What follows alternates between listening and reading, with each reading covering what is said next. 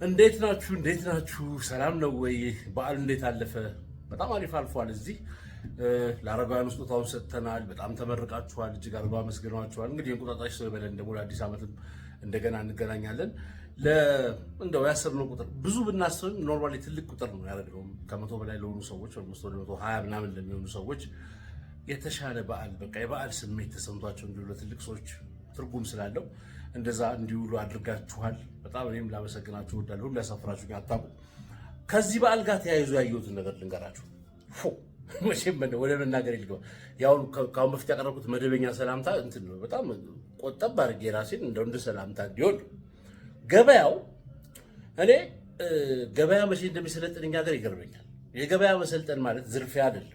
በነገራችን ላይ የገበያ መሰልጠን ማለት ኖርማሊ ደንበኛውን ገዥውን ባከበረ አቅሙን ባገናዘበ ነጋዴውም ሳይከስር ፌር የሆነ ተገቢ የሆነ ትርፍ ይዞ ኖርማሊ ንግድ ትልቅ ሙያ ነው። እኛ ሀገር በአብዛኛው እንደ ሙያ አይታይም። ይሄን አውቃለሁ። እንግዲህ ትምህርት 12 አልመጣላትም ንግድ ትጀምራለች ተብሎ ይነገር ነበር በፊት። እንደዛ አይደለም። ንግድ ትምህርት ነው ራሱን ችሎ። እኔ ንግድ ብትሉኝ አሁን አልነግድም። ምንም ሸጬ አልገባም። ድፍን ሱቅ ብትሰጡኝ በወር ነው የምጨርሰው።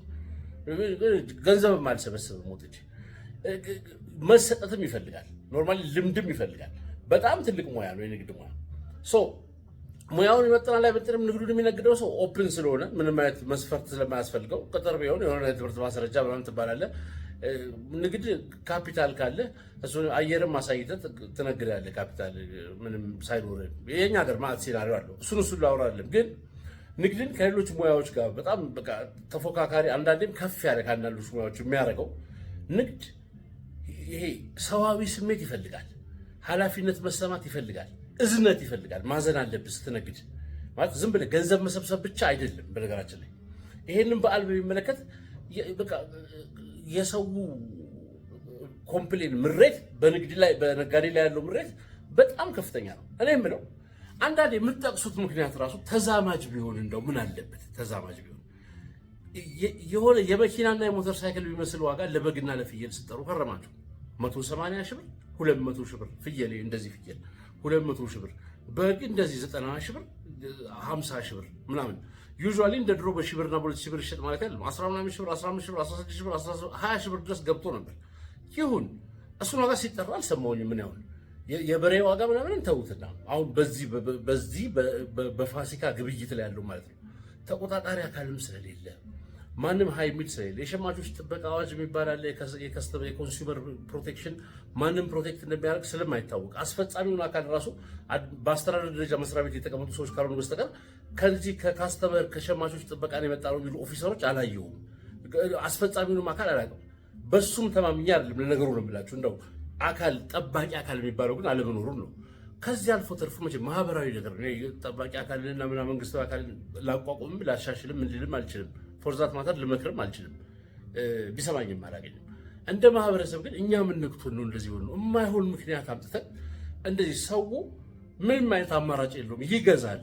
በዓልን መቼም ዝም ብሎ አያልፍም በሚል እንደዚህ አድርገህ አንቀህ ማለት ነው። ሰው አማራጭ በሌለው ሰዓት ነገ ጠዋት የምታገኘውን ሰው ጎረቤትህን፣ ዘመድህን፣ እንደው የአካባቢን ሰው በዚህ ደረጃ መዝረፍ ነው። መዝረፍ ምንድን ነው ፖይንቱ? ማለት ይሄን ዕቃ ዛሬ ያስገባችሁት ዘይቱም ትናንትና ለፋሲካ ብላችሁ ያስገባችሁት ተላሉ እናውቃለን። የገባበት ዋጋ ጊዜ ይታወቃል። የዛሬ 3 ወር የገባ ዘይት ከወር በፊት የሚሸጥበትን ዋጋ እናውቃለን። አሁን ምን ተፈጠረ? ከሁሉም የሚገርመው ነገር በግም ፍየል የምትሸጡ ሰዎች እዚህ ነው።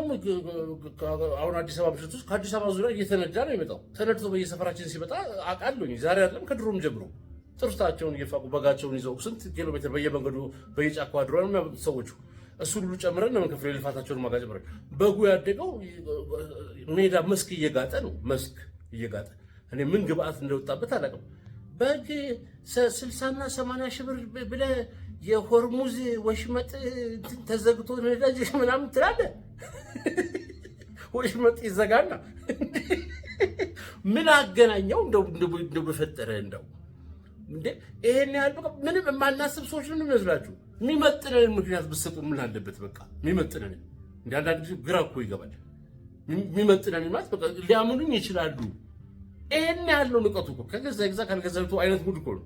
እንደው ያስቃልም ጭምር እኮ ግማሹ ከነዳጅ ጋር ቶታሊ የማይገናኙ መስኮች ላይ ዕቃ የምትሸጡ ሰዎች ነዳጅን ምክንያት ታደርጋላችሁ። እዚሁ ሎካል ጓሮ የተመረተ እኔ እዚህ ሀገር ብቻ ነው አገር ውስጥ የተመረተ ሎካል ፕሮዳክት በተሰቀለ ዋጋ ሲሸጥ ማቀው እዚህ ሀገር ነው። ሌላ ዓለም ላይ ሙሉ ሎካል ፕሮዳክት እና ከውጭ ኢምፖርት የሚደረግ ፕሮዳክት የተለያየ ዋጋ ነው ያለው። ከውጭ የሚመጣው ይጨምራል።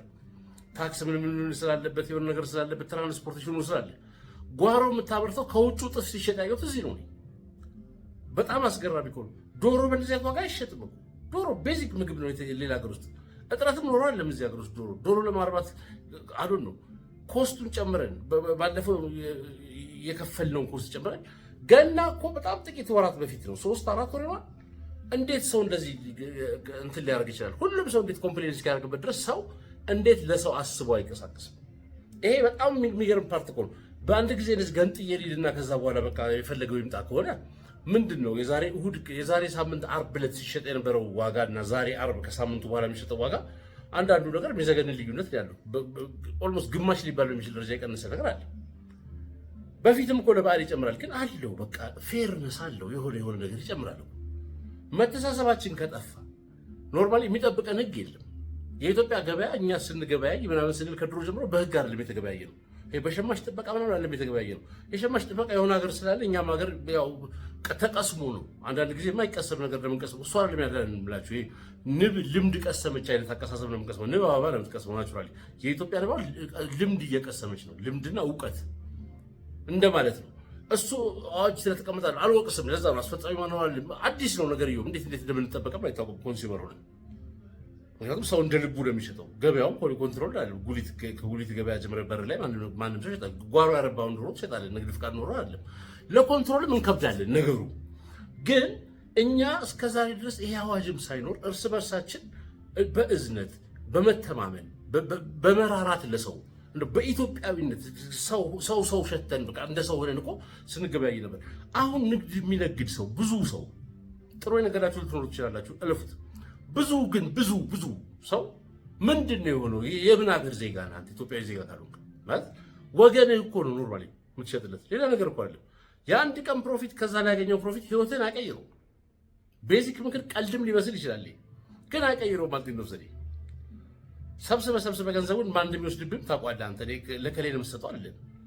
ይመጡልሃል፣ ከዛ በኋላ ግማሹን ገንዘብ ይወስዱታል። ከዛ በላይ ነው እሱም ፓርት ታይቶ አንዳንድ ጊዜ እኮ ከገቢዎች ጋር በተያያዘ ነጋዴዎች እንዲህ ሲባባሉ ምናምን ሲሉ በቃ ንግዱ አስጨነቋቸው እንደዚህ ያልሸጥኩትን በግምት ክፈል ተባልኳቸው ሲባል የምታዝነው ነገር አለ። ተግባብተው ቢያደርጉት ይሻላል። ይሄ ማፌር አይደለም ከስራ ውጭ ሊያደርጓቸው ነው ማለት እንደ ወገን እኛ እናዝናለን እኮ ለነጋዴ። በዛ ሳይድ ወደኛ የሚመጣው ግን ማንም ያዝንልን፣ ማንም ነው የማያዝንልን ማለት ነው። ከከፈልክ ትከፍላለህ። በቃ እንደዚህ መተላለቅ ነው። ካልበለዚያ ትተዋለህ። የነፍስ ጉዳይ ቢሆንም ትሞታለህ ወይ ትገዛለህ። በ5 እጥፍ በ3 እጥፍ በዋት ይበርጥፍ። ይሄ እኛን እንደ ማህበረሰብ ያወርደናል። በጣም የመተሳሰብ ቫልዩአችንን ገደል ይከተዋል። በቃ ማለት ቶታሊ ያጠፋናል። እንደዚህ አይነት መተዛዘኑ ከሌለ ከባድ ነው የሚሆነው ጊዜው። አሁን ባለው ዋጋ ላይ የውጭ ሀገር ዋጋ መጨመር፣ የነገሮች ዋጋ መናር ምናምን ቀረጥ ጨመረ፣ ነዳጅ ጨመረ ምናምን ከሚለው በላይ ያለ ምንም ምክንያት የሚጨምረው ባለ ነጋዴና ምናምን የሚያሳስበኝ ምንም ሪዝን በሌለበት ምን ነው ምን ተፈጠረ ስትል ነዳጅ ጨምሮ እንደምታውቀው የሰሞኑ ጦርነት ይላል። እንቁላል እየሸጠ እንዳታዛምደው አርቀህ እንቁላል መኖ ኢምፖርት አድርገህ መኖ እቃውንም ከስር እያመጣ በየወሩ። ስለዚህ የዚህኛው ወር ስለተዘጋ ጨመረ። እቃውን ያመጣው ጥንት ነው። ለዛ ነው ኤክስፓየር እቃ ከተማ ውስጥ በጣም ይበዛው። ኦቨርስቶክ ይመጣል። ከዛ በኋላ ከዛ እየወጣ የሚሸጠው ካልተሸጠ ኤክስፓየሩ እንትኑ እየተላጠው የሚሸጠው ለዛ አይደል። ስለዚህ ዘሴም መጋዘን ውስጥ ያለ ዘሴም አይተም ስም ነው የምታወጣለት። ዛሬ 100 ሆነ ተመልሰህ መተህ 300 ሆነ ተመልሰህ መተህ 500 ሆነ የምትለው ምንም የጨመረብህ ነገር የለም። አንተ ሀቅ ማንን ገደለ ማለት በሀቅ ማትረፍ በሀቅ መሸጥ። ገዢ የሆናችሁ ሰዎች ደግሞ መብታችሁን የማታስከብሩት ለምንድን ነው? በጣም ይገርመኛል። ፌር አይደለም ይሄ ምናምን ብሎ እኮ ሰው መብቱን ተከራክሮ ማስከበር አለበት። 1000 ብር ቢሸጥ እቃ 2000 ነው ሲል ከመሬት ተነስቶ ገና የሆነ በዓል ደርሷል ሲባል ለምን ተብሎ ነው አልገዛም 2000 ብለህ መከራከር ብትችል፣ ሁሉም ሰው ያን ማድረግ ቢችል የት ያደርገዋል? አይጠጣውም መቼም። ይመጣላል በቃ የተወሰነ ወይ ሰሞኑን የሆነች እድገት አግኝቷል ወይ የተወሰነች ስራ ሰርቶ እንትን ብሏል ወይ አንዱ የፈረደበት ከርታታው ዘመዱ ከውጭ ገንዘብ ልኮልታል ሰው ነው ብሎ እሱን ይዘረዝራል። ገና ኪሱ ውስጥ ገንዘብ ስላለ ነገ ደግሞ የሚገዛ እኮ አይደለም። ስንት ሆነ? 2000 ኖ ፕሮብሌም አለኝ 2000 አቀብለኝ ብለው መኪና ውስጥ ነው እንዳንተ አይነቱ በቃ ማፈሪያ ነው ነገሩን የሚያበላሸው። ሰዎች አንድ ላይ እንዳይቆሙ የሚያደርጋቸው ከመሀል ሾልኮ እንደዚህ የሚሄደው ሰው ነው። በጣም አንኮንትሮል የሆነ ዋጋ ሎካል ከአፍሪካ በቀንድ ከብት አንደኛ ሀገር ስጋ ኪሎ 5000 ብር ኦልሞስት ፋንሲ ቦታ ነው 5000 ብር ነው። ነገ ጠዋት ይሆናል ኖርማሉ በብዛት የከተማው ሲላሉ ሁሉም ጋር ቤዚክ ትንሹ የሚባለው ራሱ ከ2500 ብር በላይ ነው። በምንድን ነው በቀንድ ከብት አንደኛ ታዲያ? እንደዛ እኮ ነው። የት ነው የሚሄዱት ቀንድ ከብቶቹ? ስጋ እንደዚህ ብርቅ ሆነ በጣም ይዘገ ለበዓል 600 ብር ስጋ ቢሸጥ ብሎ መንግስት ወሰነ ምናምን ተባለ።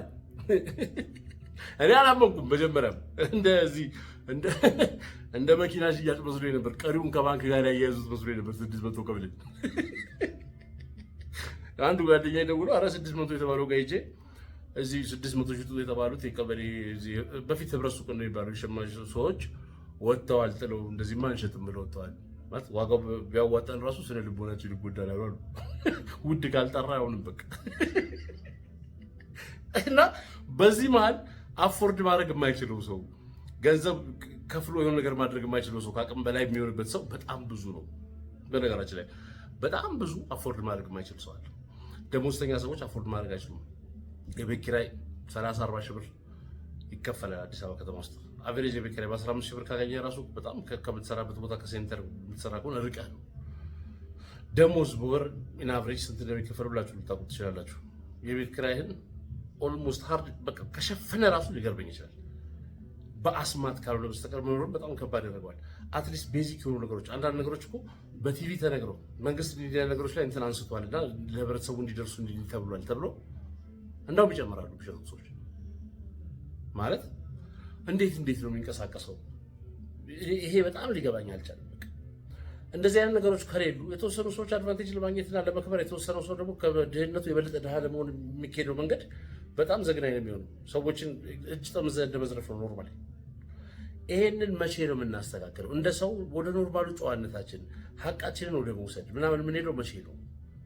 አሁን በጣም እንደ ትሬንድ እየባሰ መጥቷል። በቃ የሚጠራልን ዋጋ አታምንም የሚጠራው ነገር። እኔ የተወሰኑ ሀገሮች ከኢትዮጵያ ውጭ ሄጄ አይቻለሁ። እንደ ልምድ ሆኖኛል። ወርም ቆየው 2 ወርም ቆየው 1 ሳምንትም ቆየው እንደ ማርኬት ሄዳለሁ፣ የሆነ ሰዎች አናገራለሁ። እንዲህ ምናምን እላለሁ።